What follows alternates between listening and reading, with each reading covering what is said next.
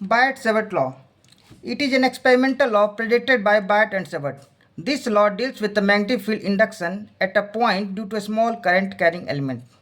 मान लीजिए A B हमारा एक स्मॉल करंट कैरिंग एलिमेंट है और पी एक पॉइंट है जो कि ए बी से आर डिस्टेंस की दूरी पर है। तो यहाँ जो मैग्नेटिक फील्ड है ये डायरेक्टली प्रोपोर्शनल होगा करंट कैरिंग एलिमेंट के। Magnetic field is also directly proportional to the length of the current carrying element. Magnetic field is proportional to the square of the distance between the current carrying element and the coil.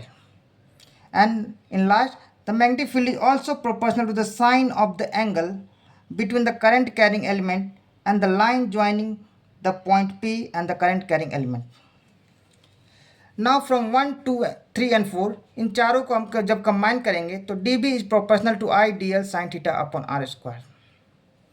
जब proportionality हटती है तो हमारे कोई constant आके जुड़ जाता है। यहाँ जो कांस्टेंट है वो है म्यू नॉट अपॉन 4 पाई। तो डीबी का फॉर्मूला बना हमारा dB equal to mu naught upon 4 pi I d l sine theta upon r square, where mu naught is a constant and is known as permeability of free space. Mu naught की value होती है 4 pi into 10⁻⁷ tesla metre per ampere.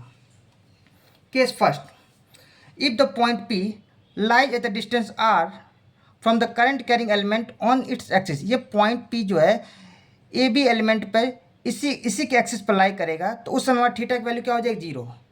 और हम जानते हैं sign 0 की value 0 होती है, तो साइन 0 की जब इसमें वैल्यू पुट करेंगे तो डीवी की वैल्यू हमारी 0 आ जाएगी। तो हम ये कह सकते हैं कि magnetic field on current carrying